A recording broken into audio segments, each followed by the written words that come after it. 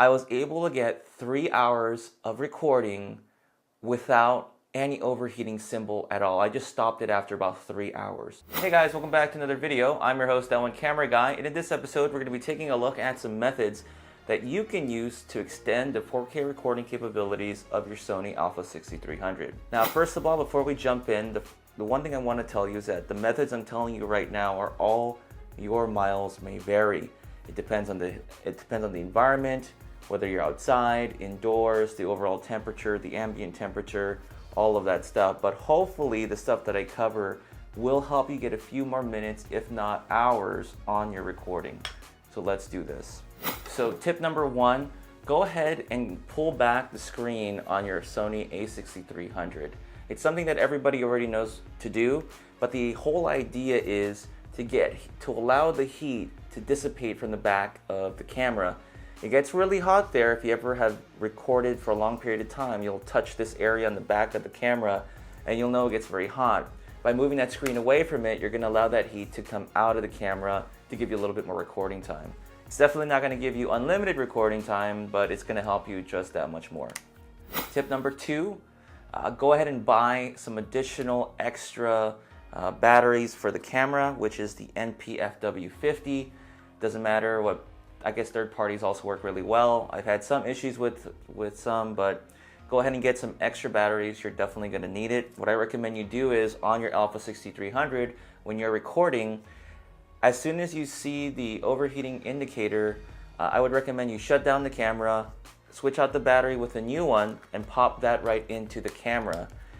A lot of heat builds up on the arm where your right hand grips the camera body right here, and so switching out that battery every single time is going to cool it down a lot more. Now that time frame where you switch the camera battery out really depends on your environment, so I don't know when that's going to be. Preferably you want to at least get to the 30-minute mark on your camera, then switch out the battery when you are ready to go ahead and press record again when recording time is over. If you don't have that luxury, then swap it out as soon as you feel comfortable, around 15-20 minute mark when that overheating limit comes on, and it'll help you get a little bit more recording time off of your camera. Tip number three is something that a lot of people have been kind of advocating lately, is just to leave the battery door open. Just like that. It's really easy to do, just pop it open. If your camera is able to record in this particular setup and you have a tripod that doesn't interfere or plate, then go ahead and use this method. And what it does is it allows a lot of that heat to just dissipate out of the camera or where the battery's at, where it gets really warm. So that really helps with the overheating. I know using this technique and swapping the battery out, I was able to get close almost an hour and a half of recording just using this method alone. But again, that was in a room, not outside. So this technique will definitely help you out. Again, just leave this battery door open, swap out the battery every 20 to 30 minutes whenever you feel the need for it. Swap that battery out with a fresh one that's cold, and you will definitely extend your recording time. Tip number four is something I haven't done myself, but people online are starting to look into it, and that is to use an actual fan. You're going to go ahead and purchase a small fan, place it onto the back of the camera like so, and you are going to power that with a 9-volt or USB external power and let that fan run.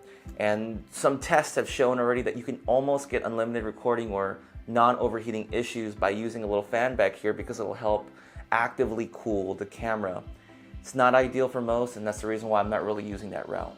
Another tip along the same lines is to get the third-party battery grip that goes with the camera.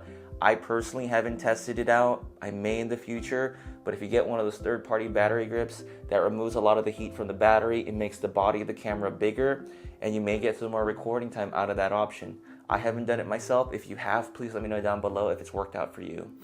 Tip number five, you are gonna have to spend a little bit of money. I spent about $60 to $70 on this small rig cage that was originally intended for the Alpha 6300.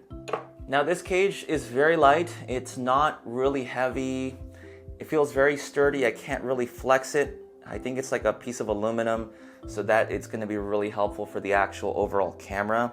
You can also get accessories like this hand grip that I went ahead and got for it as well. This little hot shoe adapter right here, you're gonna have to buy separately. Pretty much it's just the cage itself, and you have to buy all these additional items to make it work. To put it into your camera is really simple. You just kind of have to pop it into place and screw it down here where the tripod section is. All you need is sort of like a coin to go in and do that. So here it is with the actual cage and just the body of the camera. I know what a lot of you are thinking, does it add weight to the overall body? In my opinion, it doesn't, but I'm gonna talk about why you wanna use this cage if you wanna do extended recording times and the added benefits of it.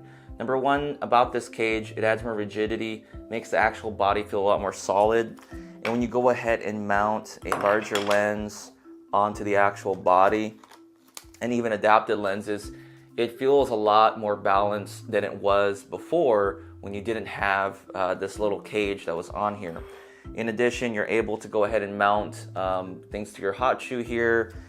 You can also do this magic arm, attach it on here and add a screen if you wanted to, a viewfinder screen or additional screen there for yourself.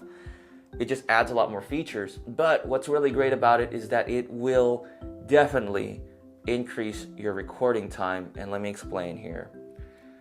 When your camera overheats, it starts to heat up the entire body of the camera, and what I notice is that the cage acts as a heat sink. Basically, it extends the area, or extends the thermal area of the camera. In other words, when the camera overheats, it's going to allow that heat to spread to the metal that's on the actual cage. You might think, well, how does that help? Well, if there's more surface area for the heat to go to, that heat is transferring away from inside of the camera, thus giving you more recording time. It's going to keep that thermal limit down inside of the internal temp that's inside of this camera. So you get more 4K recording and less overheating issues using this cage. And again, if you add additional accessories on here, like this metal handle right here, you'll extend that surface area more. Now let me talk about my experience using it. I went ahead and tested this out, and I did all the other tricks. You want to combine tips 1 through 3, take the screen out, pop the battery door out, and then you're going to want to swap this battery out a few times through the process. And I was charging this externally with an external pack. I was able to get 3 hours of recording without any overheating symbol at all. I just stopped it after about 3 hours. So I did 6 recording sessions with the camera and got no overheating warning using the methods that I've already talked about in this video. Again, the heat transfers to the cage gets warmer, the ambient air will help expel, the cage basically expels a lot of that heat out into the ambient air, so it's able to cool down faster.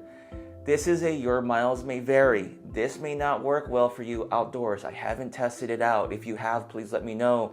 But inside of an area that's like, let's say a church, a hall, somewhere indoors, this will definitely extend your recording time. I can guarantee that. If you use all those different techniques, it should work for you. My A6300, without any additional setup or tips when recording, I would get about 20 to 30 minutes of recording time until overheat. That was just typically the rating for it. But I was able to do 6 recording sessions of 30 minutes without an overheating warning using the methods that I talked about in this video. Folks, I don't know everything. If you did find the information today helpful for you, please consider giving me a like. It really helps me out and gets more exposure for my channel. And if you do want to see some more content about the Alpha 6300, tutorials and tips for it, go ahead and consider subscribing. And if you missed any of my last videos, you can go ahead and find the link somewhere around here or somewhere else around on the screen. And with that said, I'm your host, that one camera guy, and I will catch you on the next video.